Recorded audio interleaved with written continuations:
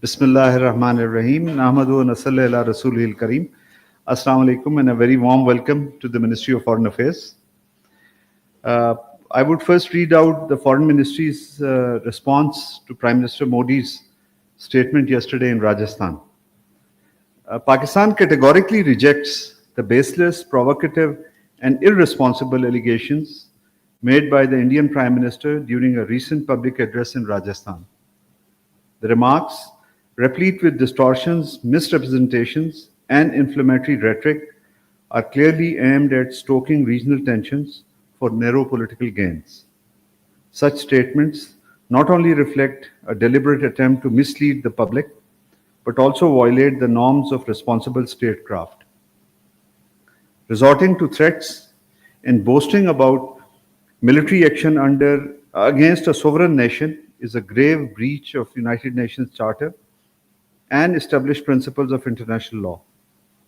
This dangerous approach undermines regional peace and stability.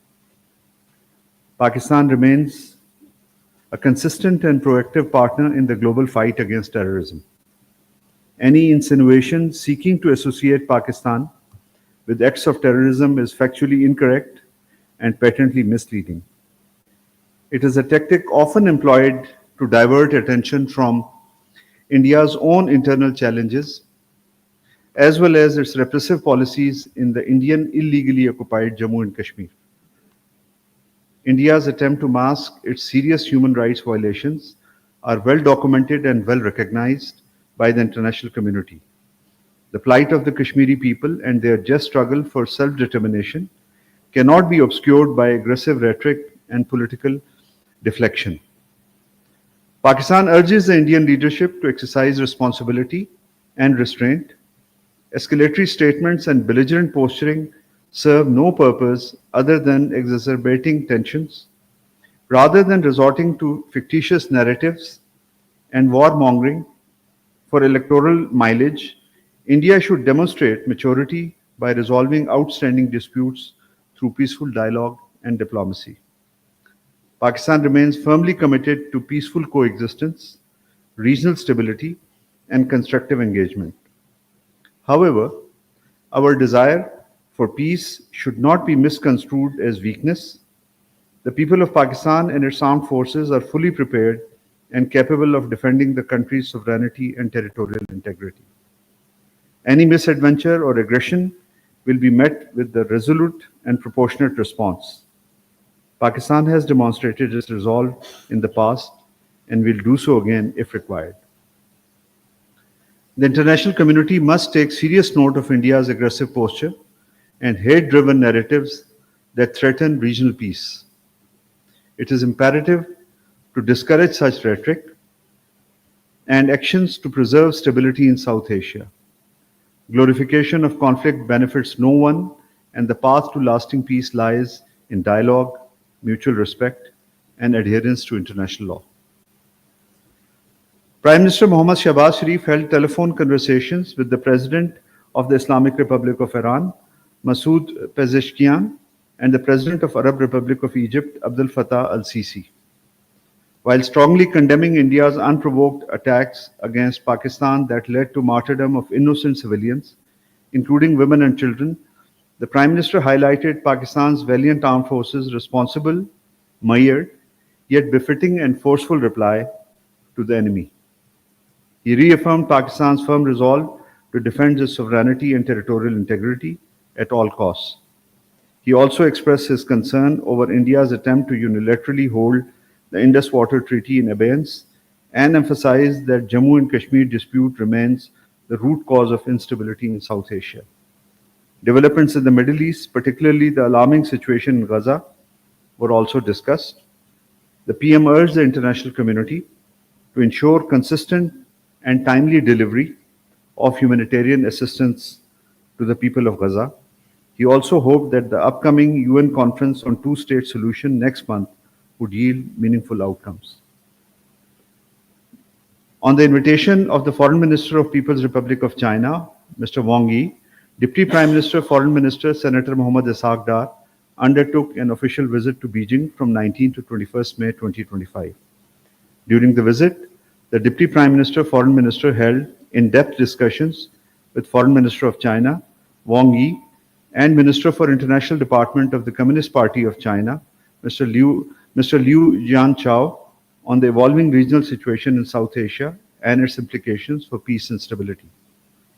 Deputy Prime Minister, Foreign Minister, Senator Mohammad Ishaq Dar, member of the CPC Political Bureau and Foreign Minister of the People's Republic of China, Wang Yi, and acting Foreign Minister of Afghanistan, Amir Khan Muttaqi, also held an informal trilateral meeting during the visit in Beijing.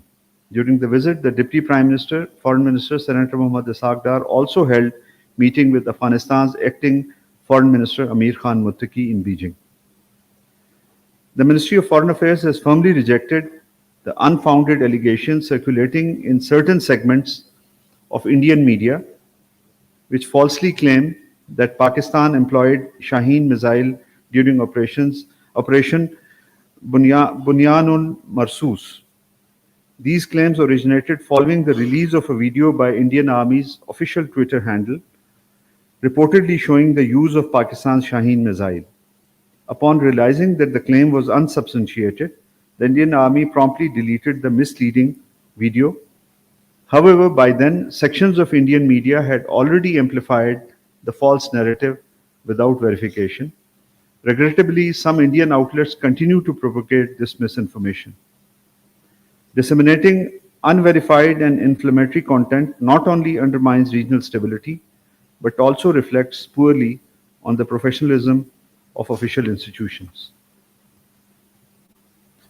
Pakistan categorically rejects the allegations that Pakistan attempted to target the Golden Temple, the most revered place in the Sikh faith. We hold all places of worship in the highest esteem and cannot think of targeting a holy site like the Golden Temple. In fact, it was India that targeted places of worship in Pakistan in the intervening night of 6th and 7th May 2025. The allegations leveled by Indian side cannot shift attention from this unacceptable act. Pakistan is the proud custodian of many holy sites of Sikh faith. Every year it welcomes thousands of Sikh pilgrims from across the world. Pakistan also provides visa-free access to Gurdwara Sahib Kartarpur through the Kartarpur corridor. In that backdrop, any claim concerning Pakistan's attempt to target the Golden Temple is absolutely baseless and incorrect. Pakistan condemns in the strongest possible terms the continued Israeli aggression in Gaza, resulting in deaths of dozens of Palestinians, as well as deliberate targeting of hospitals and other critical infrastructure, along with mass evacuation orders. The expansion of Israeli ground operations in Gaza, as well as its announcement to take control of all of Gaza, poses a grave threat to efforts aimed towards achieving peace and stability in the region. In addition, Israel also continues to deliberately obstruct critical humanitarian aid from reaching millions in dire need. Pakistan reiterates its call on the international community for an immediate end to Israel's genocidal campaign and to ensure a lasting ceasefire in Gaza. It also urges concrete steps towards provision of unimpeded humanitarian supplies to millions of Palestinians in dire need, as well as to hold Israel accountable for its egregious crimes. Furthermore, Pakistan reiterates its unequivocal opposition to any attempts to displace Palestinians from their ancestral lands, expand illegal Israeli settlements, or to annex any part of the occupied Palestinian territory. I thank you, sir. The floor is open.